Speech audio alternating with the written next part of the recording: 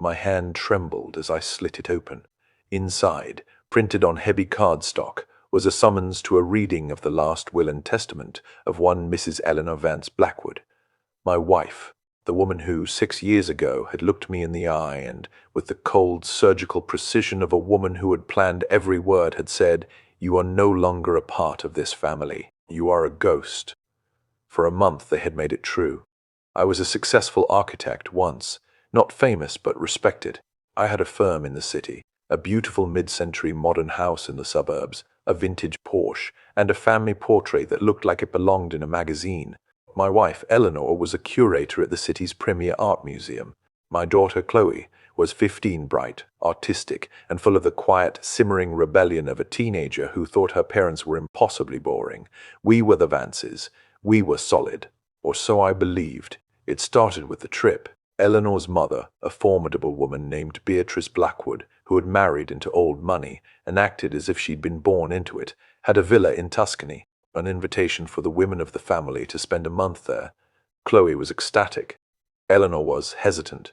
She said she didn't want to leave me alone. I laughed it off, telling her I'd survive on takeout and use the time to catch up on work. It felt like a gift, a month of quiet to focus on a massive project, the redesign of the city's central library. The first week, I was a bachelor. I ate cereal for dinner, worked until 2 a.m., and blasted jazz through the house. We spoke every day. Eleanor's calls were filled with the sound of clinking wine glasses and her mother's imperious laughter in the background. Chloe texted me photos of sunflowers and crumbling Roman walls, captioned with, "Wish she were here, Dad." The second week, the calls became shorter. Eleanor was distracted, embroiled in some family drama with her sister. Chloe's texts became sporadic. I was buried in blueprints, so I didn't think much of it. We were all busy. The silence was comfortable.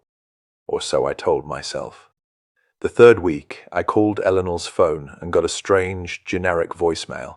Not her usual personal greeting. I called Chloe. No answer. I texted them both. A simple, "Hope all is well. Miss you both. Call when you can." No response. I tried again the next day. Nothing. I called the villa. A housekeeper answered, her English broken. She said the signora and her daughter had gone on a trip. To Rome, maybe? Florence? She wasn't sure. I felt the first cold thread of unease wind its way around my heart. I called Eleanor's mother's personal cell. It went straight to voicemail. By the end of the third week, I was in a state of quiet panic. I called friends, colleagues, anyone who might have heard from them. No one had. My partner at the firm, a man named David, gave me a strange look when I asked if Eleanor had called the office. "No, man," he said, frowning. "But you guys are okay, right? Nothing's going on." "No," I said too quickly. "Of course not." The fourth week, I was no longer just worried. I was angry. How could she do this? How could she just cut off communication for no reason? I left a dozen voicemails, sent a dozen texts. I told myself it was a misunderstanding. Family crisis I wasn't being looped into. I focused on my work, putting the finishing touches on the library proposal, needing it to be perfect. It was the only thing I could control. The day before they were due to return, I came home from a late meeting to find the house different. The lights were off. I fumbled for my keys, the familiar weight of them feeling alien in my hand. When I opened the door, the silence was profound. It wasn't the quiet of an empty house. It was the silence of a space that had been deliberately purged. I walked into the living room. The family photos were gone from the mantel. The shelves were bare. I walked into the kitchen. The magnet with Chloe's baby picture was gone from the fridge. I took a deep, shuddering breath and walked upstairs. Our bedroom was first. A side of the closet was empty. Her jewelry box, the one her father had given her, was gone from the dresser. The bathroom was stripped of her expensive lotions and perfumes. It was as if she had never existed here. I stood in the doorway of Chloe's room, my heart pounding so hard I could feel it in my throat. The room was a husk, her art desk, her posters of obscure indie bands, her collection of vintage cameras, all of it was gone. The only thing left was a single white envelope on her bare desk, with Elias written in Eleanor's sharp, precise hand. I opened it with fingers that felt like lead. Inside was a single sheet of paper. It wasn't a letter. It was a legal document. It was a petition for legal separation, already filed. The grounds were listed as irreconcilable differences.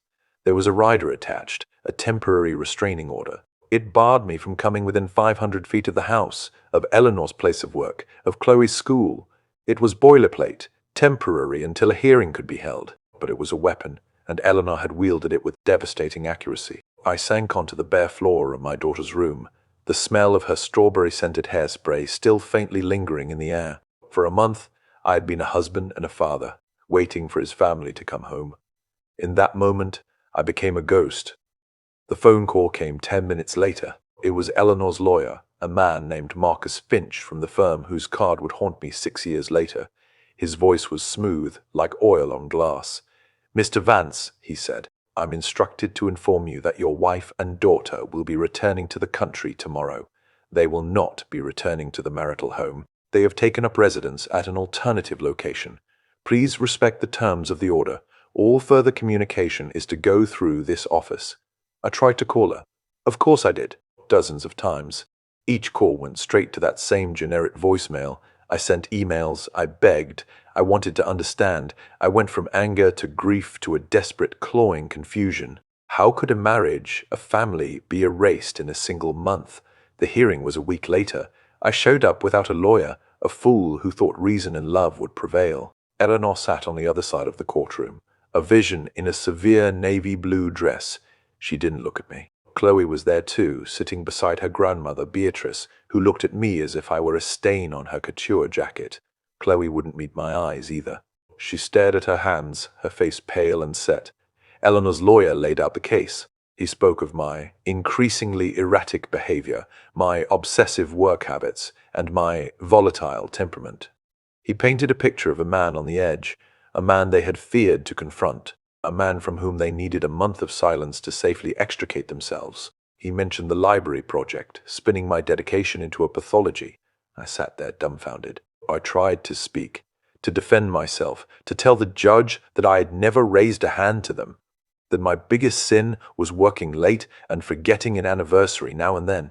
But the judge, a tired-looking man who had seen 1,000 of these cases, looked at the temporary order, at the lawyer's well-prepared arguments, and at the terrified-looking wife and daughter in the gallery. He granted the separation. He gave Eleanor temporary sole custody of Chloe, with supervised visitation from me, visitation that Eleanor's lawyer made so logistically complex, requiring a court-appointed supervisor at a neutral site with a schedule that changed weekly, that it was effectively non-existent.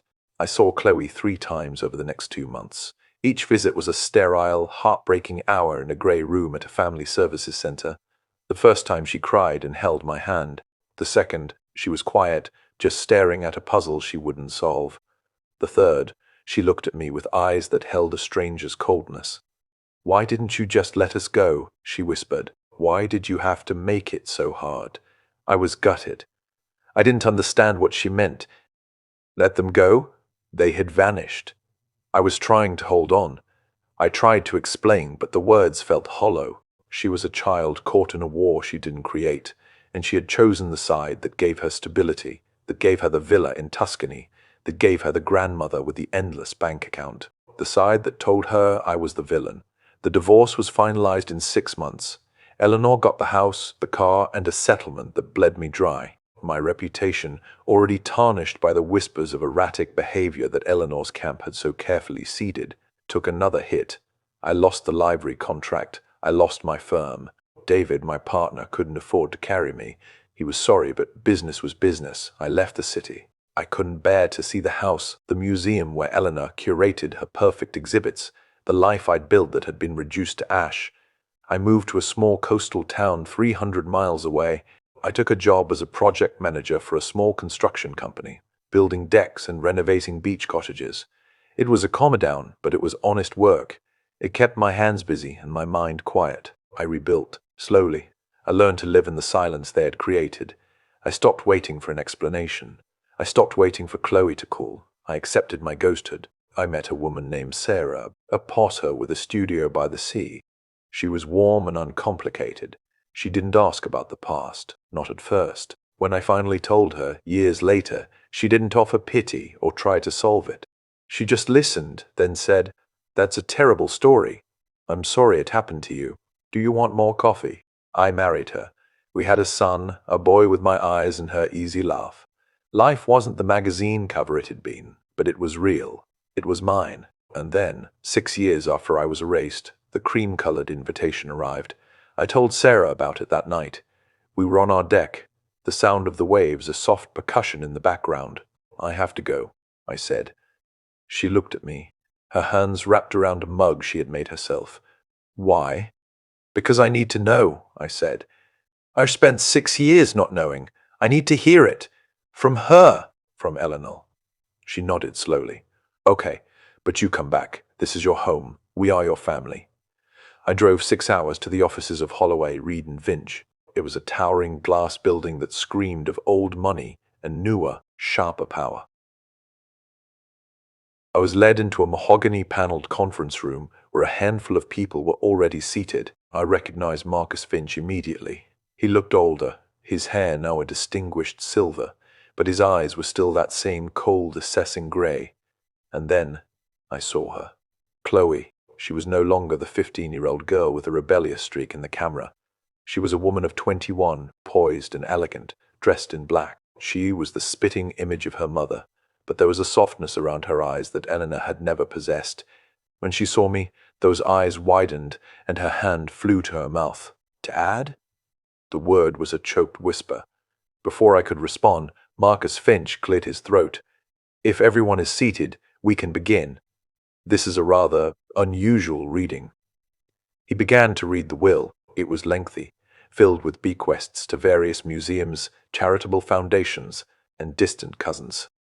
Eleanor had done well for herself after the divorce, I learned. She had married a gallery owner named James Blackwood, a man with even more money and connections. She had curated a life of such staggering opulence that it made our old suburban existence look like a starter home. Finch droned on. A painting to the Met, a trust for Beatrice's favorite cat charity, the Tuscan villa to her sister. And then he paused, adjusting his glasses. "To my daughter, Chloe Elizabeth Vance Blackwood, I leave the sum of $5 million to be held in trust until her 25th birthday, as well as all personal jewelry and the contents of the Park Avenue apartment."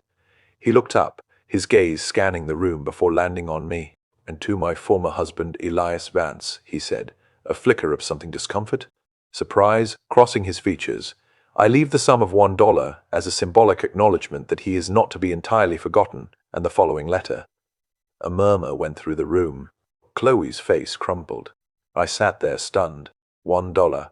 After everything, she had taken the time to have her lawyer put that in. It wasn't just an insult, it was a message. "I still remember you, and this is what I think you're worth." The lawyer slid a sealed envelope across the table to me. I took it, my fingers feeling thick and clumsy. I didn't open it there. I couldn't. I just stared at it, my name written in that same sharp, precise hand I remembered from the envelope left on Chloe's desk 6 years ago. After the formalities were over, the other beneficiary shuffled out, whispering. Chloe remained. She was crying, silent tears tracking down her cheeks. She walked towards me, hesitantly as if approaching a wild animal. "Dad," she said again, "I didn't know she was going to do that. I didn't know she was going to. I'm so sorry." "It's okay," I said, my voice hoarse. It wasn't, but seeing her, hearing her call me Dad, was a physical blow. "She was sick," Chloe said, the words tumbling out. "For the last 2 years. Cancer. It was fast at the end. I've been with her. And before she took a shaky breath, before she lost the ability to speak clearly, she made me promise to have Finch send that invitation. She said you had to be at the reading. She said I wasn't to contact you before. She made me swear on her life, Dad. I'm so sorry." I looked at the envelope in my hand. "Why?" I asked, the question that had haunted me for 6 years. "Why did you both do it, Chloe? That month? The erasing? Why?" Chloe's tears flowed faster. She sat down heavily in the chair next to me. "It was Grandmother Beatrice," she said. "It was always Grandmother. She told Mom you were holding her back, that your career was small, that you'd never be one of them. Mom was. She was weak when it came to Grandmother. And that month in Tuscany, Grandmother spent every day filling her head with poison. She told her you were controlling, that you were isolating her. She had Marcus Finch draft the separation papers before we even left. The trip was a trap, Dad. To make you panic, to make you call and call, to make you seem unstable. It was all orchestrated. The truth settled over me like a cold, heavy shroud. It wasn't a spontaneous breakdown. It was a surgical strike planned by the matriarch who had always seen me as an outsider, an unworthy husband for her precious daughter. And you? I asked. The question I had been most afraid to ask. Why did you go along with it? Her face crumpled further. I was 15. I was scared. Grandmother told me you would fight for custody, that you would drag us through court for years, that you would take me away from my friends, my school. She made it sound like choosing Mom was protecting me. And then, after it was done, it was like you had become a taboo subject. I wasn't allowed to ask about you. Every time I tried, Mom would cry and Grandmother would change the subject. And after a while, I didn't know how to find you. I didn't know if you'd even want to see me. I convinced myself you'd moved on, that you were happier without the mess. I sat with that for a long moment. The anger I had nursed for 6 years began to shift, to find a new target. Not Chloe, not even Eleanor entirely. It settled on the cold, manipulative ghost of Beatrice Blackwood, who was, I assumed, still alive and still imperious somewhere. I never stopped wanting to see you, I said quietly. They made sure I couldn't.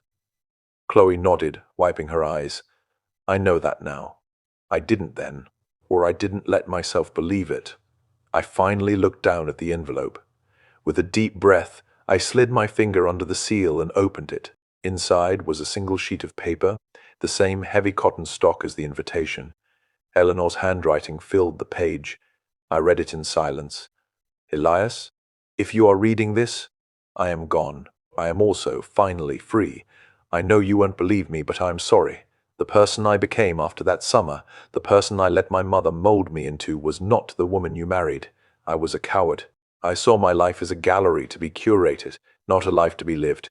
You were the only real thing in it, and I let them convince me that real was not enough, that you were not enough. The month in Tuscany was a crime I committed against you, against our daughter, against the truth of us. I told myself I was protecting Chloe from instability, from a future of mediocrity, but I was protecting myself from my mother's disappointment. It was easier to erase you than to defy her. I have regretted it every single day for the last 6 years, even if I was too proud and too trapped to ever tell you.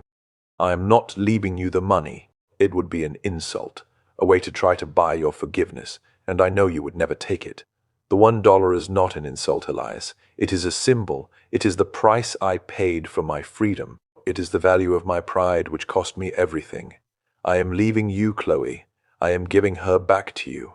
I have spent the last 2 years, as the sickness unmade me, trying to undo the damage I did. I told her the truth. I told her about my mother's role, about the planning, about my own unforgivable weakness. She was angry, but she stayed with me. She's a better person than I ever was. My greatest regret is not the divorce. It's that month, the silence. The way I taught our daughter that love could be a thing you just switch off, that people could be erased. I am asking you now, from wherever I am, to be her father again. Not because I deserve to have my guilt assuaged, but because she deserves to have you. She has been without one parent for 6 years. Don't let her lose another. Forgive me if you can. If not, I understand. I made my choice and I paid for it. I just hope, in the end, my daughter doesn't have to pay for it too. I folded the letter carefully, my hands no longer trembling. The anger that had settled on Beatrice now felt like a distant, useless thing. Eleanor was gone. Beatrice's power was a fading echo in a room full of legal documents. What was left was the girl beside me, a woman now, who had been a pawn in a game she didn't even know was being played. I looked at Chloe.